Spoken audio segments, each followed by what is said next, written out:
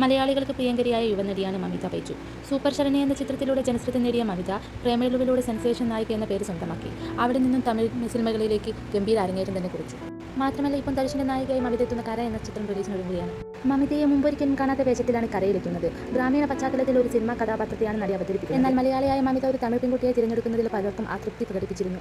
എന്തിനാണ് മറ്റൊരു സംസ്ഥാനത്തു നിന്നും നായികമാരെ കൊണ്ടുവന്ന് തമിഴ് പെൺകുട്ടിയായി മേക്കപ്പിട്ട് നിർത്തുന്നത് എന്ന പരാമർശത്തിൽ ചിത്രം വിവാദത്തിലായി. എന്നാൽ മലയാളത്തിലെയും മറ്റ് സംസ്ഥാനത്തിലെയും നടീനടിമാർക്ക് തമിഴ് വേഷങ്ങൾ അവതരിപ്പിക്കുന്നതിനെക്കുറിച്ചുള്ള ചർച്ചകളോട് നടി പ്രതികരിച്ചു. എനിക്ക് ലഭിച്ച അവസരം ഞാൻ സ്വീകരിച്ചു. ഒരു നടി എന്ന നിലയിൽ വ്യത്യസ്തമായ വേഷങ്ങൾ അവതരിപ്പിക്കുകയും അനുഭവങ്ങൾ വികസിപ്പിക്കുകയും ചെയ്യുക എന്നതാണ് ലക്ഷ്യം.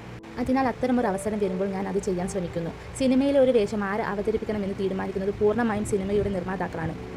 ഓൺലൈൻ ചാനലിന് നൽകിയ അഭിമുഖത്തിൽ മമിത പ്രതികരിച്ചു. അവർ നമ്മളെ തിരഞ്ഞെടുക്കുമ്പോൾ അതിനെ അനീതി എന്ന് വിളിക്കാൻ കഴിയില്ല. എനിക്ക് അത് ചെയ്യാൻ കഴിയുമെന്ന ആത്മവിശ്വാസം നമ്മുടെ ജോലിയിലൂടെ നമ്മൾ നേടിയിരിക്കുന്ന ഒന്നാണ്. കര എന്ന സിനിമയെ സംബന്ധിച്ചിടത്തോളം അത്തരം ഗ്രാമീണ ചുറ്റുപാടുകളിൽ ജീവിക്കുന്ന ആളുകൾക്ക് എന്നെ സ്ക്രീനിൽ കണ്ടതിന് ശേഷം അവൾ നമ്മളിൽ ഒരാളാണ് എന്ന തോന്നലുണ്ടാകാൻ കഴിയുമെങ്കിൽ അതാണ് എൻ്റെ ലക്ഷ്യം. ഒരു അഭിനേത്രി എന്ന നിലയിൽ എനിക്ക് ലഭിക്കാവുന്ന ഏറ്റവും വലിയ അവാർഡായിരിക്കും അത് എന്ന് നടി പറഞ്ഞു. മാത്രമല്ല തടസ്സങ്ങൾ മറികടക്കുക എന്നതാണ് ഇതിൻ്റെ ലക്ഷ്യം. മറ്റൊരു ഭാഷയിൽ അഭിനയിച്ച് സ്വയം തെളിയിക്കുക എന്നത് ഒരു പ്രധാന കടമ്പയാണ്. എന്നെ സംബന്ധിച്ചിടത്തോളം അതിരുകൾ മറികടന്ന് പ്രകടനം കാഴ്ചവെക്കുക എന്നതിൻ്റെ ഒരു കടമയും ഉത്തരവാദിത്വവുമാണ് മമിത കൂട്ടിച്ചേർത്തു.